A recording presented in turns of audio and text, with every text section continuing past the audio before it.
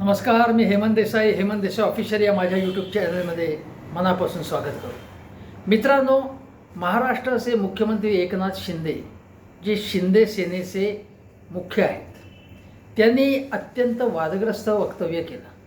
ते काय म्हणाले बघा, की त्यांनी पुण्यामध्ये काल त्याने असं म्हटलं की करोना काळात आपण सगळे काम करत होतो, मोदी देखील काम करत होते, मात्र त्यावेळी घरात बसून फेसबुक लाईव्ह करणारे आता मोदींवर टीका करत आहेत. त्यावेळी उद्धव ठाकरे फेसबुक लाईव्ह घरात बसून करत होते, याचं कारण ते आजारी होते आणि करोना नियमांमुळे रस्तोरस्ती त्यांनी जावं अशी अपेक्षा नव्हती. मुख्यमंत्री जर समजा तेव्हा एकनाथ शिंदे असते तरीसुद्धा गर्दीमध्ये जाणं टाळावं असं जो मुख्यमंत्री उपदेश करतो त्यांनी स्वतः तसं वागावं अशी अपेक्षा असते. एवढी साधी समज एकनाथ शिंदेंना नाही, हे दुर्दैवाने म्हणावं लागतं. दुसरी गोष्ट अशी की ते म्हणाले की आपण कोणावर टीका करत आहोत, काय बोलत आहोत याचा विचार केला पाहिजे. म्हणजे एखाद्या माजी मुख्यमंत्री किंवा कुठल्याही नेत्यांनी मोदींवर टीकाच करायची नाही, पंतप्रधानांवरती, ते पंतप्रधान आहेत म्हणून. एवढे एकनाथ शिंदे इतके आंधळे झालेत का? इतके अंध समर्थक झालेले आहेत का? इतके लाचार झाले आहेत का भाजपचे आणि मोदींचे? हे कळायला मार्ग नाही. ते म्हणाले की मोदींची वक्रदृष्टी पडली तर फेसबुक लाईव्ह करणाऱ्यांच्या तोंडाला फेस येईल. एक शिवसेनेचा माजी नेता एकनाथ शिंदे, ज्याला केवळ उद्धव ठाकरे आणि त्या अगोदर बाळासाहेब ठाकरे यांनी व्यक्तिमत्व दिलं, मोठं केलं, नाव दिलं, ओळख दिली, त्यांनी इतक्या पद्धतीने गुजराती नेत्यांची गुलामी करावी, बौद्धिक गुलामी, आणि आपल्याच अगोदरच्या नेत्यांवरती असं तोडसून घ्यावं, अशा प्रकारची पूर्णपणे खालच्या पातळीची किंवा विकृत टीका ही अजितदादा पवारसुद्धा आपल्या काकांवर करत नाहीत. एवढी टीका, इतका विकार त्यांच्या मनात, एकनाथ शिंदेंच्या मनात आहे. तुम्ही सरळ धमकी देत आहे उद्धव ठाकरेंना की जर तुम्ही काही आणखीन बोललात, टीका केली तर म्हणजे तुम्हाला असं म्हणायचं की ईडी तुमच्या मागे लागेल. ईडी लागो नाही तर सीडी लागो. उद्धव ठाकरे आजपर्यंत म्हणजे गेल्या जेव्हापासून भाजपशी पंगा घेतला त्यापासून भाजपशी 2 हात करत आहेत. अदानींचा मुद्दा असो, नोटाबंदीचा मुद्दा असो, किंवा शेतकऱ्यांच्या आत्महत्या असो, शेतकऱ्यांचे कृषी कायदे असो, किंवा तपास यंत्रणांचं ब्लॅकमेलिंग असो, उद्धव ठाकरे आणि त्यांचे सहकारी लढत आहेत. आणि तीच खरी शिवसेना आहे. डुप्लिकेट सेना तुमची आहे एकनाथ शिंदे. कारण तुम्ही पूर्णपणे भाजपच्या आधारावरती उभे आहात. भाजपने टेकू काढून गेला की पत्त्याप्रमाणे तुमचा सगळा बंगला हा जो आहे तो पत्त्याचा बंगला कोसळेल. त्यामुळे एकनाथ शिंदे यांनी अशा प्रकारची लाचारीतून अशा प्रकारच्या धमक्या देऊ नये. म्हणजे उद्धव ठाकरे, तुम्ही आणखीन काही बोललात तर मी मोदींना सांगेन, मोदींकडे तक्रार करेल आणि मग मोदी तुमच्या मागे तपास यंत्रणा लावेल, तुम्हाला जेलमध्ये टाकेल, असं एकनाथ शिंदेंना म्हणायचे का? ज्या क्षणी असं ते उघडपणे म्हणते, ज्या क्षणी उद्धव ठाकरेंवरती अन्यायकारक कारवाई होईल तेव्हा संपूर्ण महाराष्ट्र उसळून उठेल, मराठी माणूस उसळून उठेल आणि मग त्यामध्ये शिंद्यांची शिवसेनाच खाक होईल, हे लक्षात घ्या. दुसरी गोष्ट, उद्धव ठाकरेंच्याबद्दल ते नेहमी म्हणतात की आरोपांना विकास कामांनी उत्तर द्यायचं आहे, असं ते म्हणाले. आरोपांना विकास कामांनी वगैरे काही उत्तरं देत नाहीत ते एकनाथ शिंदे. रोजच्या रोज एकच आरोप करतात की वर्क फ्रॉम होम, फेसबुक लाईव्हमधनं कामं होत नाहीत, बाहेर पडायला लागतं. याच्या पलीकडे एकनाथ शिंदे तुम्हाला काही विषय आहे की नाही बोलायला? तुमची कामं सांगा तुम्ही, किंवा उद्धव ठाकरे किंवा त्यांच्या शिवसेनेवर टीका करता नवीन मुद्दे उपस्थित करा. पण तुम्ही त्याच टेपा लावताय. आणखीन एक गोष्ट म्हणजे गेले 1.5-2 वर्ष ते सारखे म्हणत आहेत की तुम्ही जर काही आणखीन बोललं तर मला आणखीन गोष्टी उघड करायला लागतील. करा ना उघड. तुम्ही का घाबरताय? उघड करीन म्हणताय तुम्ही. कितीही अशा गोष्टी उघड केल्या तरी मुळात खोके गट आणि मिंदे गट ही एकनाथ शिंदे तुम्ही आणि तुमच्या सहकार्याची प्रतिमा महाराष्ट्राच्या जनमानसाच्या मनावरती कोरली गेलेली आहे, ती पुसली जाणार नाही आहे. तुम्ही कुठलेही विकास कामं, मग सेक्युलरिझम असेल, हिंदुत्व असेल, बाळासाहेब असेल, काहीही शब्दांचा आधार घेतला तरी मुळात तुम्ही गद्दारी केली आहे, फंद फितुरी केलेली आहे. आणि तुमचे आणि सहकारी आज सरकारमध्ये असताना काय काय उद्योग करता आहेत हेही लोकांना माहिती आहे. त्यामुळे उगाच आपण मोठे सभ्यतेचा आव आणण्याचं कारण नाही. तुम्ही मुळातच कशा प्रकारे दरोडेखोरी केली आहे ही लोकांना माहिती आहे. आता दुसरी गोष्ट की गेल्या व्हिडिओमध्ये मी सांगितलं होतं की उद्धव ठाकरे यांनी महाविकास आघाडीमधली आपली दादागिरी सिद्ध केली. त्यांना सगळ्यात जास्त जागा 21 जागा मिळाल्या, जाहीर करून टाकल्या. काही जागा सांगलीची, मुंबईची जागा त्यांनी परत जाहीर करून टाकली. मित्रपक्ष कदाचित दुखावले गेले असतील, पण दरारा उद्धव ठाकरेंचा चालतोय, कारण ते आज लोकप्रिय आहेत. काँग्रेस काय ऐकून घेते त्यांचं सगळं? याचं कारण काँग्रेसच्या श्रेष्ठींनाही माहिती आहे की आज उद्धव ठाकरेंची लोकप्रियता जास्त आहे, त्यांचा करिश्मा जास्त आहे, त्यामुळे ते ऐकून घेतात ते. त्यामुळे काँग्रेस पुढे त्यांनी लोटांगण घातलं नाही. ज्याप्रमाणे शिंदे मोदींपुढे लोटांगण घालत आहेत, सतत त्यांची भक्ती करतात की जणू भारतीय जनता पक्षात त्यांनी प्रवेशच केला आहे, तसं उद्धव ठाकरेंनी अजिबात केलेलं नाही आणि केलेलं नव्हतं. सोनिया गांधींशी भेट घेणं म्हणजे त्यांची गुलामी करणं नव्हे, हे लक्षात घेतलं पाहिजे. कुठल्याही प्रकारे उद्धव ठाकरे यांच्या निर्णय प्रक्रियेवरती काँग्रेसचा, राष्ट्रवादीचा मोठा दबाव होता असं घडलं नाही.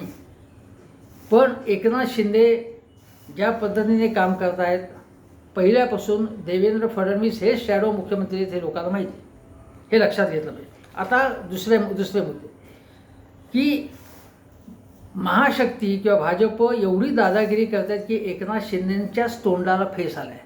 काहीच करता येत नाही त्यांनी, तोंड दाबून बुक्यांचा माळ सहन करावा लागतो. हेमंत गोडसे नाशिकचे खासदार ते सारखे भेटायला येतात शिंदेंना, त्यांच्या मुलाला भेटायला येतात की माझं तिकीट कापू नका.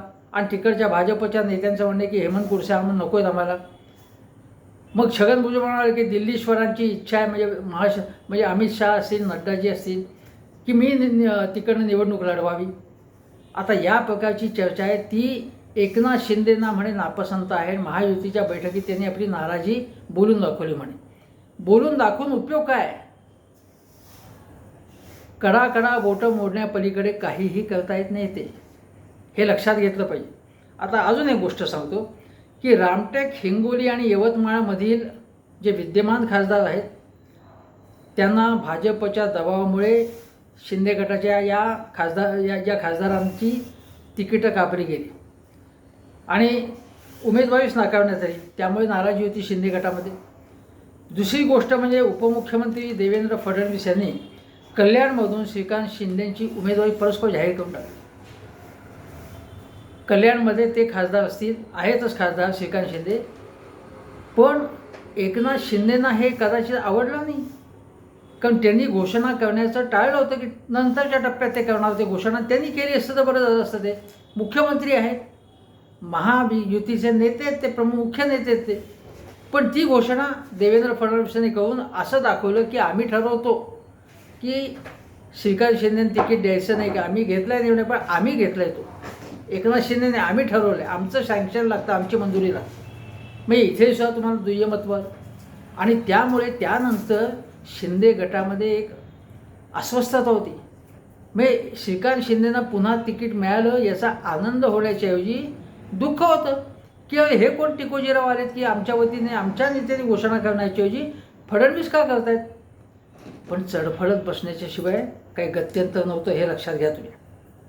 आता दुसरी गोष्ट आहे की आता कल्याण तर सुटलं, पण ठाण्याचं काय? कल्याण तर सुटलं पण ठाण्याचं काय हा प्रश्न विचारावा लागेल. आणि ठाण्यामधनं मात्र कल्याण तुम्हाला दिलं म्हणजे शिंदे सेनेला, पण ठाणं मात्र आम्हाला हवं आहे, अशा प्रकारचं सूचक वक्तव्य किंवा सूचक गोष्ट एक सूचक पद्धतीने देवेंद्रजींनी सांगितलं. आता या सतत या भाजपच्या दादागिरीमुळे अस्वस्थ झालेल्या शिंदेगट पण काही करता येत नाही. त्यांची एक मिटिंगही झाली शिंदे गटाची आणि त्याच्यामध्ये ही बाबही आली की फडणवीसांनी परस्पर श्रीकांत शिंदेंची उमेदवारी जाहीर केली, त्याबद्दल नाराजी व्यक्त केली आणि असं त्यामधनं लोकांना संशय आला की कल्याणची जागा फडणवीसांनी शिंदेंना दिली, त्याची घोषणा केली, कारण ठाण्याची जागा हिसकावून घ्यायची आपल्याकडे भाजपला. आणि हे सगळं ऐकून चढफडत बसण्यापलीकडे शिंदेंच्या हातात काही नाही. त्यांच्याच तोंडाला फेस आले, काहीच करता येत नाही. कडा बोटं मोडत आहेत, हातपाय आपटायला लागतात, जागेवरचं जागा काही करता येत नाही. मिंदे गटाला काहीही करता येत नाही. बघा, ठाणे, नाशिक, रत्नागिरी, सिंधुदुर्ग, नाशिकचं तुम्हाला सांगितलं, ठाण्याचं सांगितलं, रत्नागिरी, सिंधुदुर्ग, नारायणवाडीने प्रचारही सुरू केला आहे परस्पर. उदय सामंतांच्या बंधूंना तिथे लढवायची निवडणूक, पण नारायणवाडी सांगितलं की ही भाजपचीच जागा आहे आणि कोणी मध्ये लुडबुड करू नये म्हणून दमच दिलाय त्यांनी आणि प्रचार सुरू केला आहे त्यांनी. औरंगाबाद, म्हणजे ठाणे, नाशिक, रत्नागिरी, सिंधुदुर्ग, औरंगाबाद, पालघर या जागा मित्रपक्षांना सोडू नये. हे मतदारसंघ आपलेच आहेत आणि आपल्याकडेच राहायला पाहिजेत असं शिंदे गटाच्या बैठकीमध्ये काही नेत्यांनी सांगितलं. पण हा बैठकीत सांगून उपयोग काय? महायुतीच्या बैठकीमध्ये तुमचं ऐकलं गेलं पाहिजे ना, भाजपने ऐकलं पाहिजे तुमचं, फडणवीसांनी, नड्डाजींनी, अमित शहानी, मोदीजींनी ऐकलं पाहिजे तुमचं. ते काहीच ऐकत नाही तुमचं. नंतर बघा अजून एक गोष्ट की धाराशिव लोकसभा मतदारसंघात महायुतीच्या उमेदवार कोण आहेत तुम्हाला माहिती आहे की अर्चना पाटील. आणि त्यांना उमेदवारी दिल्यावर तिकडचे जे आरोग्यमंत्री म्हणजे तानाजी सावंत, तिकडचे नेते आणि आरोग्यमंत्री, अत्यंत वादग्रस्त आरोग्यमंत्री, ज्यांना हाफकिन इन्स्टिट्यूट म्हणजे काय तेच माहीत नव्हतं, म्हणजे ती संस्था आहे का, माणूस आहे, कोणाचं नाव आहे, काहीच माहीत नव्हतं त्यांना. ते तानाजी सावंत यांच्यावरती अनेक आरोप संजय राऊतांनी केले होते, गैरव्यवहाराचे आरोप. ते तानाजी सावंत ते म्हणाले की काही शिवसैनिकांनी पदाचा राजीनामा दिला याच्या निषेधात. आणि मग तानाजी सावंतांचे पुतणे धनंजय सावंत म्हणाले की ज्या चिन्हावर मतं देऊ नका, म्हणजे घड्याळाच्या चिन्हावर मतं देऊ नका असं सांगत होते इतके दिवस आम्ही शिवसेनेवाले, त्या चिन्हाला मतदान करा असं आता सांगावं लागतं. आणि कार्यकर्त्यांना माझ्या ते आवडत नाही आहे, कसं करतील प्रचार ते? ज्या घड्याळाला, ज्या अजित पवारांना न्यावं ठेवत होतो, ज्या राष्ट्रवादी आणि अजित पवार गटाची दादागिरी आहे, आम्हाला फंड देत नव्हते जेव्हा आम्ही महाविकास आघाडीत होतो, असं नानाजी सावंतांना म्हणायचं, आम्हाला फंडच देत नव्हते शिवसेनेच्या लोकांना. आणि म्हणून जी जाहीर नाराजी तेव्हाही तानाजी सावंत यांनी व्यक्त केली. आणि परांडा जो मतदारसंघ, विधानसभा मतदारसंघात तानाजी सावंतांनी राष्ट्रवादी काँग्रेसचे राहुल मोटेंचा पराभव केला होता. आणि त्यामुळे आता राष्ट्रवादी विरोधात प्रचार करणाऱ्या कार्यकर्त्यांना, म्हणजे तानाजी सावंत किंवा शिंदे सेनेच्या कार्यकर्त्यांना घड्याळ चिन्हावरच्या जे उमेदवार आहेत अर्चनाताई, त्यांना मतं द्या असं आवाहन करावं लागणार आहे. किती शोकांतिका आहे बघा झाली, किती वेदना आहे या शिंदे गटाची, आणि त्यांना काहीही करता येत नाही. आता अजून एक गोष्ट सांगते की परभणी आणि उस्मानाबाद हे जसे हक्काचे मतदारसंघ दिले, हे कोणी शिंदे सेनेने त्याग केला. पण आपला मित्रपक्ष युती धर्म प्रामाणिकपणे पाळत नाही अशी तक्रार आहे शिंदे सेनेची. आणि म्हणून ठाणे, नाशिक, रत्नागिरी, सिंधुदुर्ग, संभाजीनगर, पालघर हे मतदारसंघ मित्रपक्षांना सोडू नयेत असं आवाहन शिंदे सेनेच्या बैठकीत काही नेत्यांनी शिंदे सेनेच्या मुख्यमंत्र्यांना केलं. मग बघा अजून एक गोष्ट सांगतो, ही कोर कमिटी होती शिंदे सेनेची, मित्रपक्षाला म्हणजे त्यांनी काय सांगितलं सगळ्या नेत्यांनी, म्हणजे मला आठवत आहे की शिंदे सेनेचे काही नेते म्हणाले की आपण एवढं धाडस केलं. संजय शिरसाटे म्हणाले आम्ही धाडस केलं म्हणजे गद्दारी केली, थोडक्यात गद्दारी केली, त्यामुळे भाजपला सत्ता मिळू शकली हे भाजपने विसरू नये. आम्ही आलोच नसतो तर फडणवीसांची सत्ता येऊ शकली असते का? नसती आली. आणि अजितदादाचा नंतर जॉईन झाले, तर त्यामुळे मित्रपक्षाला सत्तेची फळं मिळाली चाखायला. मग रायगड, शिरूर हे आपल्या हक्काचे मतदारसंघ मित्रपक्षाला देऊन, रायगड आणि शिरूर बघा हे हक्काचे मतदारसंघ देऊन टाकले. रायगडला तुम्हाला माहिती आहे सुनील तटकरे, शिरूरला शिवाजीराव आढळराव पाटील हे आता राष्ट्रवादीच्या चिन्हावर निवडणूक लढवणार आहेत. आपण अपमान गिळून प्रचार सुरू केला आहे पण मित्रपक्षांकडून योग्य वागणूक मिळत नाही आणि आता नाशिक, ठाणे, रत्नागिरी, सिंधुदुर्ग, संभाजीनगर हे मतदारसंघ सोडू नये, ठाम भूमिका घ्यावी अशी मागणी यांनी केली. बघा किती दयनीय अवस्था, केविलवाणी हातबल अवस्था शिंदे सेनेची आणि त्यांच्या नेत्यांची झाली. कारण आपल्या ज्या 13 खासदार आहेत त्यांचे शिंदे सेनेचे, त्यातले काही कॅन्डिडेट्स बदलायला लावलेत ऑलरेडी. काही जागा कमी होणार आणि आपल्या पदरातल्या जागाही गेल्या लागल्या तर आपला स्वाभिमान तो काय शिल्लक राहणार. म्हणजे गद्दारी करून सुद्धा काहीही फायदा होणार नाही. कारण जर लोकसभेचे मतदारसंघ खासदारांची संख्या जर कमी झाली, म्हणजे हे जर जागाच कमी झाला शिंदे सेनेच्या, तर आणि त्यापैकी जिंकून घेतली येतील हा प्रश्नच वेगळा. कारण लोक मतदार त्यांना चोपच देतील, चपराक देतील असं मला वाटतं. मग विधानसभेला तर आणखीनच परवड होईल. मग तेव्हा भाजप म्हणाले तुमचे काय 13 खासदार होते, आता 2-4 आलेले आहेत. मग एका मतदारसंघात 6 आमदार असतात, त्या प्रमाणात देऊ 18, 20, 25 असे तुम्हाला जागा देऊ. म्हणजे परत 25 आहेत.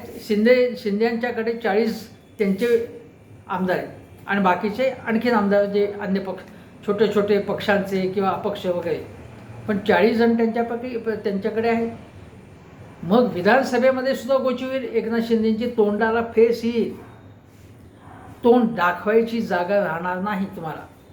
कारण एवढी चमचेगिरी केली, एवढी पालखी वाहिली मोदींची, त्यामुळे चौकशा थांबल्या एकनाथ शिंदे किंवा त्यांच्या सहकाऱ्यांच्या किंवा या शिंदे सरकारमधल्या नेत्यांच्या चौकशा थांबल्या. व्हाईट वॉश झाले, मशीनमधून ते बाहेर आले. पण उपयोग काय, पुढे काय ठेवलेले हे त्यांना माहिती आहे.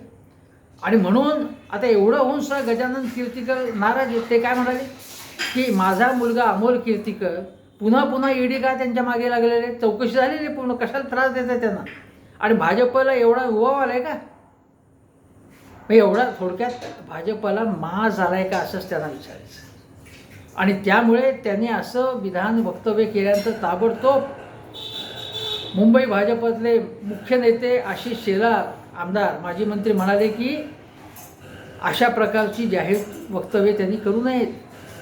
जर त्यांना काही नाराजी असेल तर ती त्यांच्या नेत्यांपाशी करावी, म्हणजे शिंदेंपाशी करावी. ती उघड कीर्तिकरांच्या ज्येष्ठ नेत्याला आशिष शेलार यांनी दम दिला आहे की यापुढे तुम्ही म्हणजे थोडक्यात गप्प बसा, असं चालणार नाही, खपून घेणार नाही, असंच एक प्रकारे त्यांना इशारा दिला आहे. हे तोंड दाबून बुक्यांचा माल तुम्ही सहन करा. जास्त बडबड केली तर मग तुमच्याच तोंडाला फेस कसा येईल याची आम्ही व्यवस्था करू, असंच आशिष शेलार सांगू पाहत आहे. तेव्हा एकनाथ शिंदे, उद्धव ठाकरे यांच्या तोंडाला फेस येईल की नाही याची चिंता तुम्ही करू नका. उद्धव ठाकरे आज जबरदस्त जोरात बॅटिंग करत आहेत. त्यांच्या सभा आत्ताच मला वाटतं 70-75 सभा झाल्या असतील आत्ताच. कुठल्याही नेत्यांनी एवढ्या सभा घेतल्या नाहीत. आणि तुम्ही म्हणते हे घरी बसले, घरी कुठे बसलेले आहेत तुम्ही, डोळ्यावर पट्टी बांधली आहे तुमच्या, तुम्हाला दिसत नाहीत उद्धव ठाकरे फिरत आहेत सगळीकडे. लोक त्यांच्या सभांना गर्दी करत आहेत, वाटेत त्यांना थांबवत आहेत, त्यांना अभिवादन करत आहेत, त्यांच्या नावाने घोषणा देत आहेत. शिवसेना उद्धव बाळासाहेब ठाकरे यांचा जय जयकार ठिकठिकाणी होतो आहे. त्यांच्याबद्दल केवळ सहानुभूती नाही, आस्था आणि प्रेम लोकांमध्ये आहे. आणि म्हणून महाविकास आघाडीचे मुख्य नेतृत्व हे उद्धव ठाकरेंकडे अप्रत्यक्षपणे आले. उलट एकनाथ शिंदे तुम्ही मुख्यमंत्री असूनही तुमच्या महायुतीचं नेतृत्व कोणाकडे, फडणवीसांकडे. आणि फडणवीसांचे बॉस दिल्लीमध्ये बसलेत आणि दिल्लीच्या इशाऱ्यावरनं तुम्हाला तातहैया करायला लागतो आहे, हे लक्षात घ्या. त्यामुळे आपण काय बोलतो आहे त्याचं भान ठेवून वागा, संयमाने बोला. तुम्ही मुख्यमंत्री आहात आणि दमदाट्या किंवा इशारा देणं, दिल्लीची ताकद दाखवून दमदाट्या करणं की तुमच्या तोंडाला फेस येईल, हे निदान करू नका. इतकी दिल्लीश्वरांची पालखी वाहू नका. आणि दिल्लीचे राज्यकर्ते जे आहेत ना, ते जर मराठी माणसावरती किंवा मराठी माणसाच्या नेत्यांवर किंवा उद्धव ठाकरे असेल, कोणी असेल, शरद पवार कोणी असेल, ते महाराष्ट्राचे नेते आहेत, मराठी नेते. तुम्ही गुजराती नेत्यांची पालखी वाहत त्यांच्या शक्तीच्या जोरावर आपल्या महाराष्ट्रातल्या नेत्यांना इशारे देणार असाल तर त्याच्यासारखी भयंकर गोष्ट नाही. म्हणजे ज्याला म्हणतो आपण, ज्याला तुमच्या जिंदगानीवरती किती अपमानित जगणं आहे ते. महाराष्ट्राच्या नेतृत्वाच्या बद्दल तुम्ही असं बोलताय. एकेकाळचे तुमचे सहकारी किंवा बॉस होते ते, कोणी का असे ना, पण तुम्हाला जवळचे महाराष्ट्रातले नेते वाटायला पाहिजे. पण तुम्ही गुजराती नेत्यांची पालखी उचलताय. दुर्दैव आहे तुम्ही. लोक हो हे लक्षात घ्या मतदान करताना, एवढंच सांगतो आणि इथेच थांबतो. नमस्कार.